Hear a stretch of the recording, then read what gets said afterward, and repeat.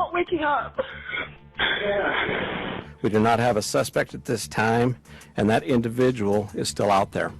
A case that rocked the country. 4 students stabbed to death in their home in the middle of the night.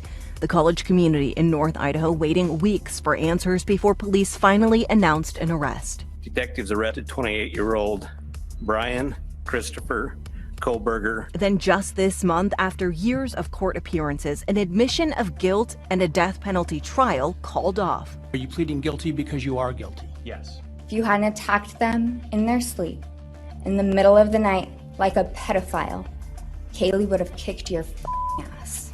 This unfathomable and senseless act of evil has caused immeasurable pain and loss. I'm executive reporter Karen Lair looking back at the emotional courtroom moments and the evidence in the case against Bryan Kohberger.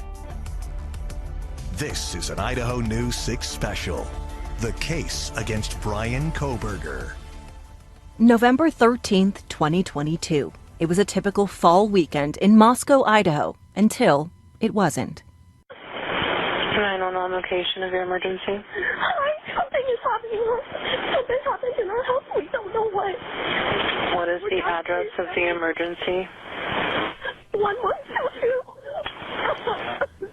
Around noon on that Sunday, a call to 911 from surviving roommates and some close friends who gathered along King Road would spark a cross-country quadruple homicide investigation, putting the rural Idaho county that hadn't seen a single murder in 7 years in the national spotlight. The 4 were stabbed with a knife, but no weapon has been located at this time. There was quite a bit of blood in the apartment, and, it was a pretty traumatic scene. A traumatic scene where blood was spotted seeping out of the home, even shocking the college town's police force, where many of the young officers were combing through a serious crime scene for the first time. It took me a second. I really had to think about what I had just heard. 4 murders in Moscow, Idaho is so out of character. Almost instantly, ISP and the FBI got involved. Although authorities stayed out of sight and away from TV interviews at first, they publicly called it a targeted attack, and we soon learned the names of the victims. A young couple, Ethan Chapin and Xander Knodel, and best friends Kaylee Gonsalves and Madison Mogan, students and close friends living together in a 3-story off-campus home. Ethan and Xana's best friends who came to the house and eventually called police recently shared what they saw inside. Xana's body on the floor and unresponsive. It was hours before they even realized Kaylee and Maddie were also inside and no longer alive. Police said they found Kaylee's dog Murphy unharmed in her bedroom and later referenced a nearby doorbell camera picking up the sound of a dog barking at 4:17 a.m., the time police say the murders took place. Memorials quickly grew around the University of Idaho campus where the unsolved murders sparked weeks of terror. The killer still unidentified and on the loose as police say they still don't have a weapon or even a suspect. Based on details at the scene, we believe this was an isolated, targeted attack on our victims. We do not have a suspect at this time, and that individual is still out there. No one knew who the killer was or if they'd be next, and with classes canceled, many students packed their bags and left. Moscow police were hesitant to spark concern, but were determined to reveal very little about their case. We cannot say that there's no threat to the community. There is a threat out there still, possibly. We don't know. We don't believe it's going to be to anybody else, but we all have to be aware of our surroundings and make sure that we're watching out for each other. I think the confusion, at least for me, and I think all of us, has only heightened in the last couple days. Just days after the murders, the community in Boise mourned alongside those in Moscow, hosting candlelight vigils to honor the victims. We all come together when we need each other, and tonight we all need each other. All 4 victims spent their last day alive together, seen here in this game day picture you've seen many times before. Kaylee posted it that Saturday, November 12th, calling herself one lucky girl to be surrounded by these people every day. While searching for clues early on in the case, investigators released detailed whereabouts for each of the roommates, outlining where they were throughout that Saturday night, hoping it might lead them to their suspect. Ethan and Xana spent the night with friends at the Sigma Chi fraternity house and returned to the King Road home around 1:45 a.m. Best friends Kaylee and Maddie went to a Moscow bar called the Corner Club and were seen later on a food truck's internet live stream while they waited for late-night food around 1:30 in the morning, smiling and laughing before getting a ride back to King Road by 2 a.m. Internet sleuths were all over the case. Many, in a Facebook group that grew to more than 220,000 people, were convinced a man in that footage wearing a hoodie must have been the killer. Police actually took steps to publicly clear him and others without naming anyone else as a suspect. By early December, they started circulating surveillance footage focused on this car caught on camera around the time of the murders. And we're looking for a 2011 to a 2013 Hyundai Elantra. Within 6 weeks, authorities received nearly 20,000 tips, remaining tight-lipped about crucial details in the investigation, even responding to public backlash about their handling of the case. So I know there's been some questions about the leadership in this investigation. We have a lot of resources that we're utilizing. While still asking for the public's help, behind closed doors, prosecutors were piecing together critical evidence in the case that eventually led them to their suspect, and a name we heard for the first time on December 30th, 2022. Detectives arrested 28-year-old Bryan Christopher Kohberger in Albrightsville, Pennsylvania. When we come back, police announce a suspect and an arrest more than 2,500 miles from the murders.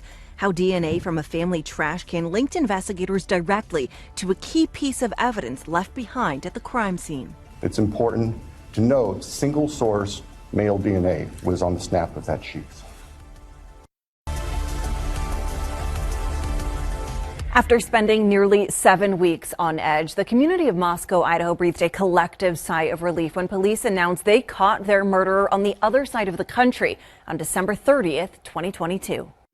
Detectives arrested 28-year-old Bryan Christopher Kohberger in Albrightsville, Pennsylvania. Now, this is the first major update in the case since the students were murdered in mid-November. Police in Moscow holding a press conference this afternoon. That's when we started to learn more about the man charged and the case against him.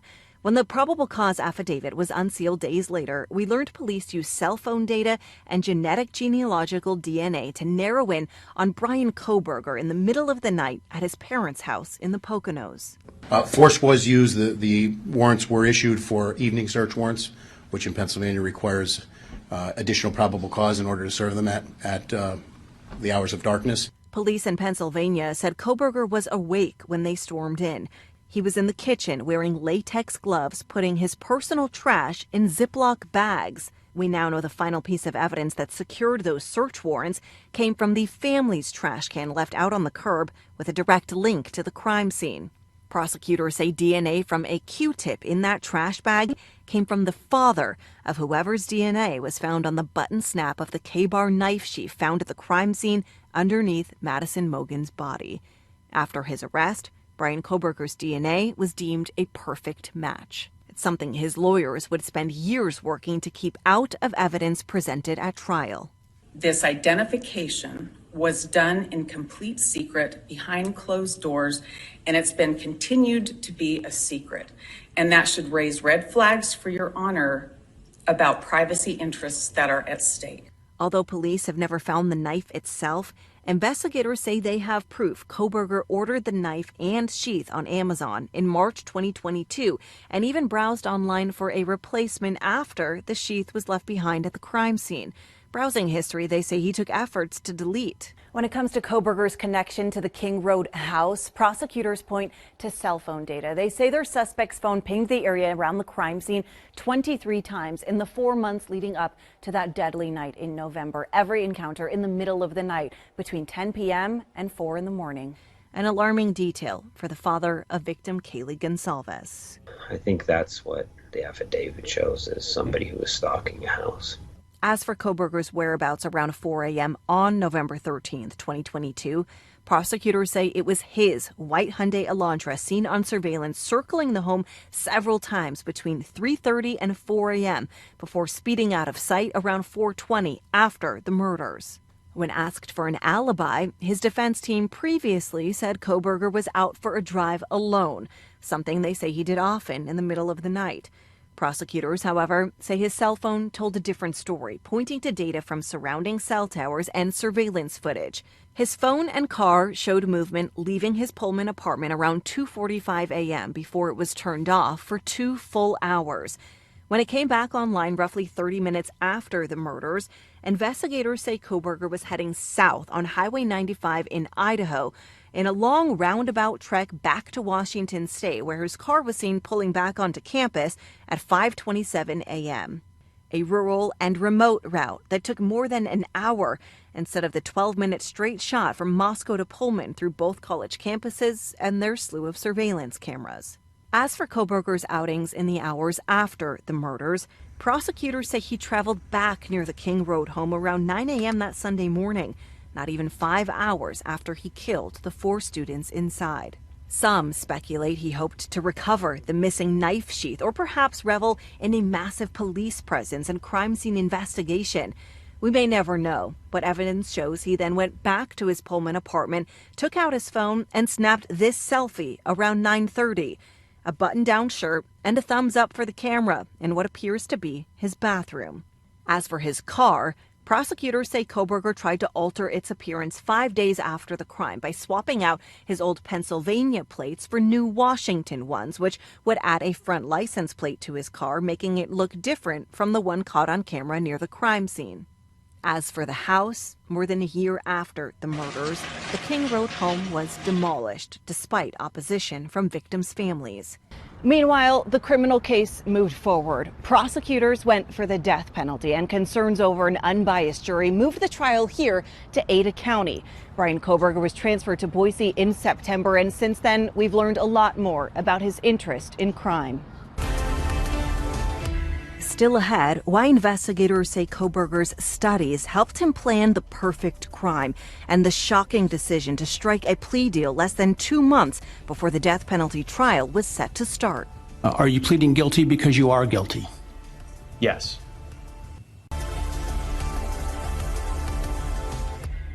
Now, once we learned of Bryan Kohberger's arrest, we quickly started researching who this man was and what his connection was to Moscow. And although many questions still remain, we quickly learned he was a student at nearby Washington State University studying criminology. A survey Bryan Kohberger posted to Reddit roughly 6 months before the murders requested criminals to participate in a research survey, asking them how they chose their victims, how they felt while committing the crime, and how they got away. When he first arrived in Washington for school, we also learned he interviewed for an internship with Pullman Police. WSU Police Chief Gary Jenkins, who was with Pullman PD at the time, interviewed Kohberger for the position. Kohberger he was not particularly personable. He didn't have a very fluid or conversational manner in talking. He was just a little bit awkward and maybe sociably would be somewhat awkward in social situations. Kohberger was pursuing a PhD in criminology at Washington State University. Prior assignments published in public court documents outline his research in collecting evidence from crime scenes and how to prevent contamination. The 12-page paper describes a fictional stabbing death investigation in which Kohberger lists step-by-step procedures a crime scene investigator should follow, including ways to prevent crime scene contamination and the spread of DNA by wearing gloves and covering your face in shoes. Prosecutors say Kohberger used this knowledge to plan the perfect crime, wearing gloves and that mask seen by a surviving roommate, and why by the time they got to his car in Pennsylvania 7 weeks later, it was aggressively cleaned to remove any evidence tracked inside. In Pennsylvania, the defendant's car was seized, and it was actually pretty much disassembled internally. The defendant's car had been meticulously cleaned inside. And the state would present to the jury that was part of the defendant's plan in covering up this. At a change of plea hearing less than 2 months before the trial, Latah County Prosecutor Bill Thompson laid out their case. He said evidence showed Kohberger entered the house from an unlocked back door, went straight upstairs where he killed Maddie and Kaylee, asleep at the time in Maddie's room, somehow leaving the knife sheath behind. Both victims suffered multiple stab wounds. Newly unsealed police reports state Kaylee was so badly beaten, her face was unrecognizable. Evidence shows Xana, who was still scrolling TikTok on her phone, then crossed paths with the masked intruder, becoming Bryan Kohberger's next victim. An autopsy revealed more than 50 stab wounds, most defensive. He then killed her boyfriend, Ethan Chapin, asleep in her bed. Kohberger also stabbed him several times and cut his jugular. But one big question still left unanswered: why did he kill 4 people but leave behind 2 surviving roommates? Okay. Oh, and they saw some man in their house last night. Roommate Dylan Mortensen peeked out her bedroom door after hearing a commotion around 4 that morning, texting her roommates frantically and later telling detectives she saw a man with bushy eyebrows wearing all black and something that resembled a ski mask. It was more than 7 hours until police were called. After multiple motions to get the death penalty taken off the table, even citing his autism diagnosis, a last-ditch effort to avoid execution even caught Ada County Judge Stephen Hippler off guard. When we come back, facing Bryan Kohberger for the first time, the emotional moments in an Ada County courtroom as victims and their families speak directly to the admitted murderer. What happened that night changed everything. Sociopath, psychopath, murderer. You tried to break our community apart. The plea deal, which guaranteed 4 consecutive life sentences with no chance to appeal, didn't sit well with some victims' families. The outspoken parents of Kaylee Gonsalves were staunch supporters of seeing this case go to trial and were hoping to see Kohberger sentenced to death. They made their feelings clear once again inside the courtroom at Kohberger's sentencing hearing. Kaylee's father, Steve, made a point to look at his daughter's killer head on. You're a joke. Complete joke. You're not worth the time, the effort to be remembered. From this moment, we will forget you. Kaylee's older sister, Olivia, repeating back some of those questions revealed in Bryan Kohberger's criminal research years earlier. Some of these might be familiar, so sit up straight when I talk to you. How was your life right before you murdered my sisters? Did you prepare for the crime before leaving your apartment? Please detail what you were thinking and feeling at this time. Why did you choose my sisters? Before making your move, did you approach my sisters? Detail what you were thinking and feeling.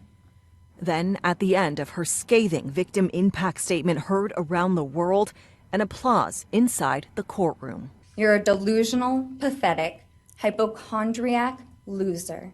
If you hadn't attacked them in their sleep, in the middle of the night, like a pedophile, Kaylee would have kicked your f***ing ass. Thank you. Thank you.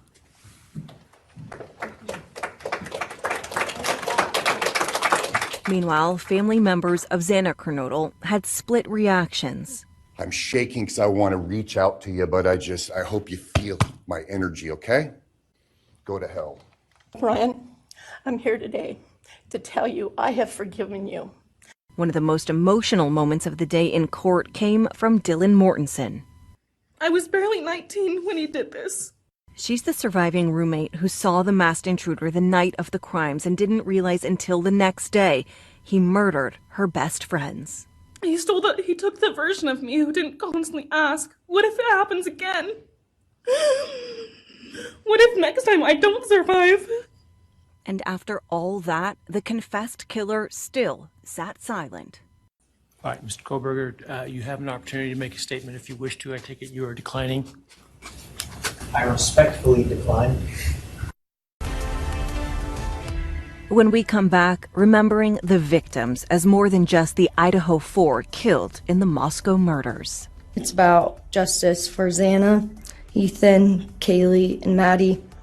It's about honoring the beautiful people they were and still are in God's eyes. For beautiful, genuine, compassionate people were taken from this world for no reason. 4 University of Idaho students whose dreams were cut short. The victims, all friends and part of the University of Idaho's Greek system. No sentence or punishment will ever come close to the justice Xana, Ethan, Kaylee, and Maddie deserve. Madison Mogan. Friends call her Maddie. The 21-year-old senior was a marketing major with a bright future ahead of her.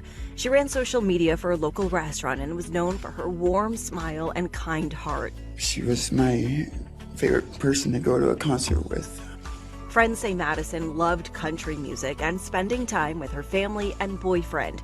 Her father described her as the best person you could ever meet. Kaylee Gonsalves, Madison's best friend since 6th grade. They were two pieces of a whole, the perfect yin and yang. The 21-year-old senior had just accepted a job in Austin, Texas, and was planning a post-graduation trip to Europe. She was a general studies major with plans to pursue a career in law. Kaylee's family remembers her adventurous spirit and how she loved spending time with her dog, Murphy. Her sister said Kaylee was the one who glued us all together. Xana Kernodle was a 20-year-old junior studying marketing. Friends describe her as a positive, funny person and someone who could lift spirits in any room she entered. Xana's story doesn't end with what was taken from her. It lives through the love she gave, the people she touched, and the legacy our family will protect. Xana worked at a Greek restaurant near campus and was known for her strong work ethic. Her father said she was tough as nails and fought for her life until the very end. She had recently celebrated her birthday with her boyfriend, Ethan Chapin. Ethan was a 20-year-old freshman studying recreation, sport, and tourism management. He was a triplet, with his brother and sister also attending the University of Idaho. Friends remember Ethan for his infectious smile and love of sports, especially basketball. His mother described him as our comedian who always made everyone laugh. The Chapin family has since created Ethan's Smile, a foundation dedicated to helping students participate in sports and recreation. And I miss him every single day. And I always will. These 4 young people were more than victims of a terrible crime. They were sons and daughters, friends and classmates, each with dreams and plans for the future. Their lives continue to be celebrated by those who knew and loved them. The University of Idaho has established memorial scholarships in each of their names. Their legacies live on through the memories shared by family, friends, and a community that will never forget them.